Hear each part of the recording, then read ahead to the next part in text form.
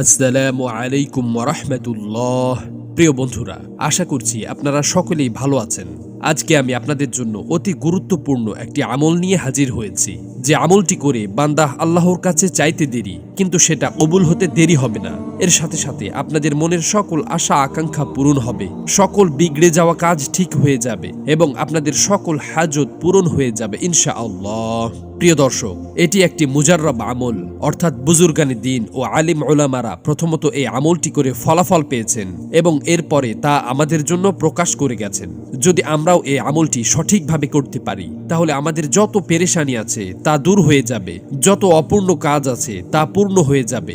এমনকি যে দোয়াগুলো আমাদের কখনোই কবুল হয়নি, সেই দোয়াগুলোও এই ছোট্ট আমলটির কারণে কবুল হয়ে যাবে ইনশাআল্লাহ।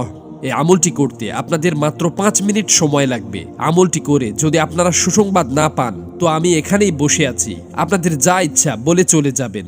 এটা আমি আমার দৃঢ় বিশ্বাস থেকে বলছি। আপনাদেরকেও এই আমলটি দৃঢ় বিশ্বাসের সাথে করতে হবে। প্রিয় দর্শক, যে কাজ আপনারা দুনিয়ার কোনো কিছুর দ্বারাও করতে পারেননি, সেই কাজ আপনারা আজকের এই আমলটি দ্বারা করতে পারবেন। এটি অত্যন্ত শক্তিশালী এবং পরীক্ষিত একটি আমল। প্রিয় বন্ধুরা, এখন আমরা জানবো যে এই আমলটি কখন কিভাবে করতে হবে। আমলটি আপনারা যে কোনো সময়ই করতে পারেন। আমলটি করার জন্য প্রথমত 3 বার দরুদ শরীফ পাঠ করবেন। এরপর মহান আল্লাহ তাআলার এই পবিত্র নামটি 111 বার পাঠ করবেন। নামটি হলো ইয়া কদিরু। এরপর পুনরায় 3 বার দরুদ শরীফ পাঠ করবেন। এরপর মহান আল্লাহর কাছে আপনার যত সমস্যা, যত হাজত, যত চাওয়া পাওয়া এবং আশা আকাঙ্ক্ষা আছে তা পেশ করবেন। ইনশাআল্লাহ আপনাদের সকল আশা আকাঙ্ক্ষা এবং চাওয়া পাওয়া গুলো পূরণ হয়ে যাবে। আপনারা আল্লাহর কাছে যা চাইবেন তাই কবুল হবে ইনশাআল্লাহ।